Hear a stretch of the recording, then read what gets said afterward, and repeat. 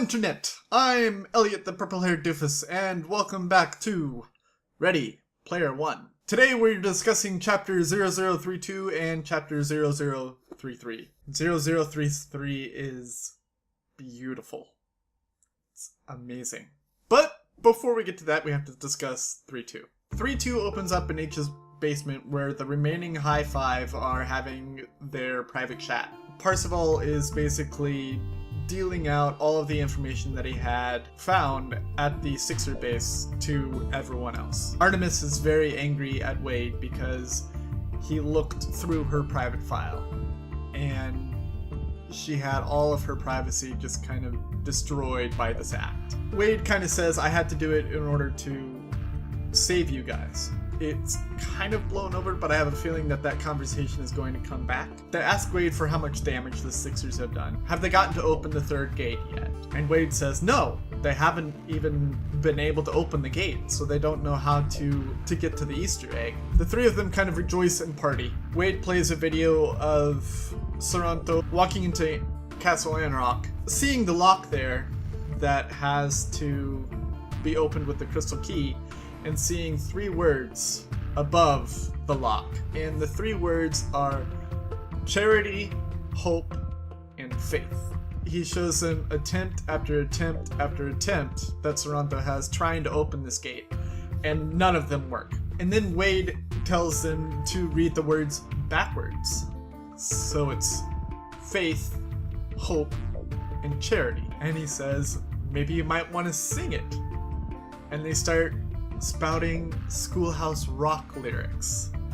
And they all kind of come together and they know exactly what the clue is referencing. They say this is great and all, but we still can't get into the castle to unlock the key. How do you expect us to do that? And Wade says, don't worry, the shield that the Sixers have put up will drop on its own. They're a little apprehensive to trust him on this point, but he says, just trust me on this. And then he says, I've written this email that I'm going to send out to all of the Gunters out there. Fellow Gunters, it is a dark day. After years of deception, exploitation, and knavery, the Sixers have finally managed to buy and cheat their way to the entrance of the third gate.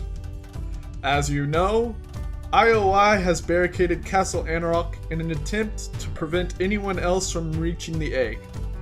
We've also learned that they've used illegal methods to uncover identities of Gunters they consider a threat, with the intention of abducting and murdering them.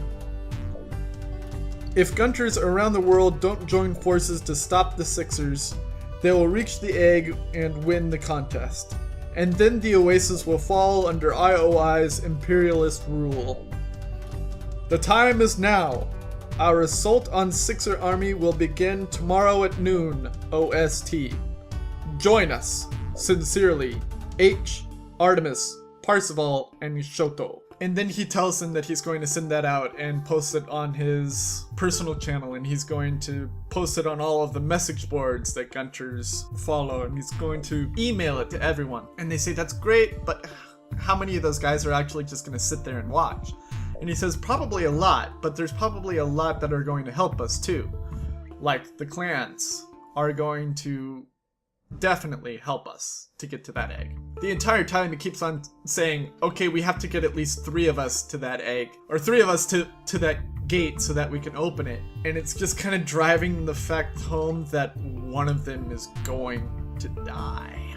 I'm just thinking, I hope it's Shoto. That's awful of me, but it's what I'm thinking. Please don't be H, and don't be Artemis, and don't be Parzival. You can be Shoto. Shoto can die. I'm an awful person, right? That makes me awful, right? None of them are in their own homes right now. So they're like, how exactly are we going to log in to the Oasis and do this without the idea of Sixers hunting us down in real life and actually killing us? And they're trying to figure out ways to get together when all of a sudden this voice says, I can help you with that. And they turn around and it's Ogden Morrow. And that's how the chapter ends. And I could not be happier that I'm doing 2 chapters a day. Because holy fuck, it's Ogden Morrow!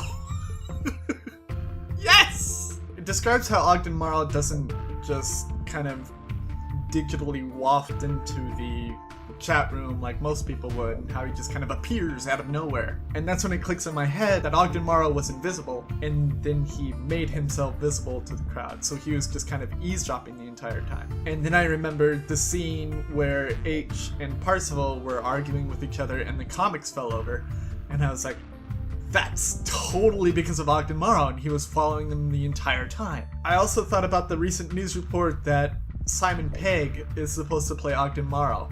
And so whenever he was mentioned, I thought of Simon Pegg and how awesome that's going to be if it actually works out. Ogden talks about how he was asked to protect the original idea of the contest by Holiday. How he's been following them ever since they got the first key, and he's been seeing how the Sixers have been treating them only in game, not in real life. He has decided that this would be a good time for him to interject, help these Gunters out. Because if the Sixers do get the Easter egg, then he realizes that this huge project and invention that he created with Holiday is going to die. So what he does for these Gunters is he offers to fly them to his personal home and let them do their battle, his own personal Oasis gear. And that's when I realized that Parzival and H are finally going to meet face to face. Parzival is eventually going to meet Artemis face to face. Ogden sends for private transport for Shoto and Artemis.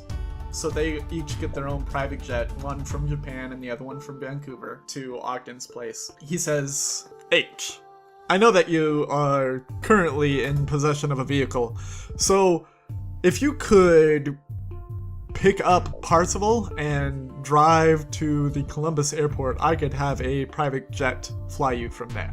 Parzival is like, this is amazing, I'm finally going to meet my best friend. As Ogden leaves, H says, you know, I should probably tell you I don't look anything like my avatar. And Parzival's like, well, of course, who does? H says, you know, maybe you'll just have to wait and say that when you see me. And Parzival's like, why can't you just tell me what you look like right now? And H says, well, I'm already on the road and I shouldn't really talk and drive at the same time. Parzival says, okay, and he waits at the station that he's at right there. He gets the ringtone that says, H is here. He gets up and he sees the RV pull up, and he walks into the RV and he notices all of the surroundings, the bedroom and everything. And then he looks over at the driver's seat and he sees that H is actually a heavyset black woman. And of course, when you're hit with something like that, there's like the initial minute or two of awkwardness, and then it could go either way. Parzival sits down in the passenger seat to drive with H,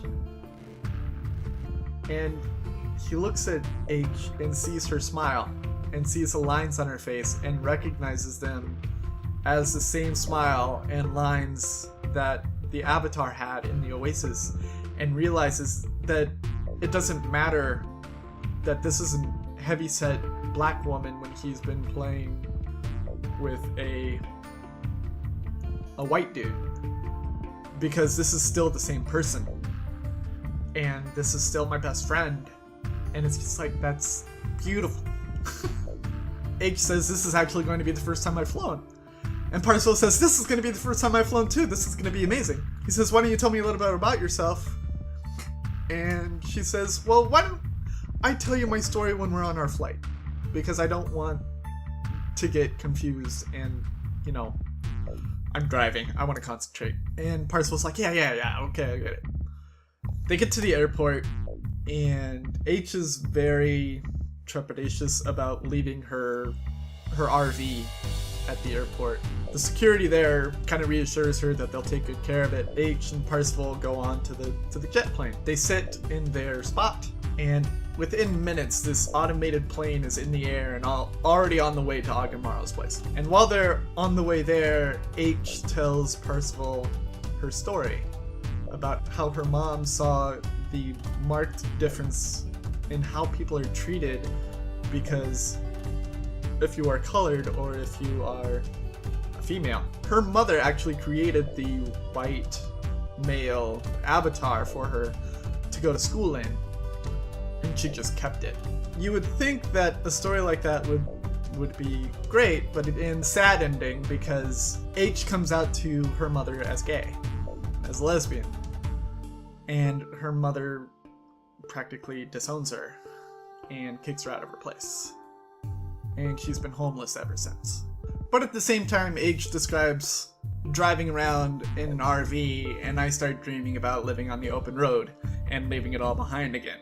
They eventually land at Ogden's place, and they meet Ogden Morrow, and he greets them in slippers and a robe, and that's awesome. He takes them to the Oasis equipment, and he actually has to use a physical lit torch to get them down into the basement where all of his equipment is. And that's awesome! His place is amazing. I cannot wait until they put it into a movie. It better live up to this hype. As soon as Wade meets Ogden Morrow, the only thing on his mind is meeting Artemis. Unfortunately, Ogden says that both Artemis and Shoto had decided not to meet face to face until after the battle. And while he's trying to secretly pine after Artemis, both Ogden and H are laughing their butts off at him. And it's hilarious. And every time he brings up Artemis, this phrase kind of clicks in my head, and I'm just kind of like, come on, just get your Easter egg first, and then you can get the girl. Just worry about one thing at a time here. Ogden Morrow takes both of them down to the equipment. He says, I'm going to be in this station. Shoto and Artemis are in these two stations. You two can pick whatever other two stations you want. We'll just do this. And H shakes Parsifal's hand and thanks Ogden Morrow, and she goes off and does her own thing into her own pod. And before Parsifal goes into his pod, he asks, I know a lot of people have been bugging you about this, and you've characteristically not talked about it in the news. But I really want to know, why were you and Halliday not friends anymore? This is where it gets real. Well, you know my boy, Halliday was always a character. Always had trouble connecting with people. And it came right down to Kira. It turns out that he had a massive crush on Kira. And when Kira was with me, he always dreamed that she would dump me for him. And even when we got engaged, he always believed that she would leave me for him. And once we got married, Halliday's jealousy was too much, and he decided to stop talking to me for the last 10 years of his life. He called me up weeks before he died because he knew he was going to die, but I had no idea until I actually answered the phone. And that's why I'm here now, helping you to complete my best friend's dying wish. And I'm just kind of sitting there thinking, damn it, stop being so real and honest and truthful with me, book. You don't know my life, shut up! And then Parsifal goes into his pod and they get ready for battle. That's why I just love that chapter. It really kind of impacted everything about friendship that I really needed to hear. So, for today's question, have you ever met someone from online without seeing their picture previously, and what was it like? Yesterday's question is fairly easy for me to answer, which was, what is your favorite TV show or movie about a heist type situation? Mine currently is Hustle. It's amazing. If you've never seen Hustle, it's all on Hulu. The 4th season, I believe, is not as good as the rest, but the first 3 are amazing. And then there's like 4 others that could kind of go either way. But the first 3, you have to at least see the first 3. It's a heist TV show, so every episode they're pulling a con on someone. It constantly breaks the 4th wall. which is fantastic. I love that. But yes, I have been sitting here talking to a camo for far too long. Do not forget that next week we are reading The Seventh Bride by T. Kingfisher. Go out, grab it by any legal means necessary, borrow it from a friend, get it from the library, buy it at a bookstore, and read it while I'm reading it to you, or before I read it. I have been the purple-haired doofus reminding you to watch your Pajama Radius. And I will see you all in the next chapters of Ready, Player 1. Toodles!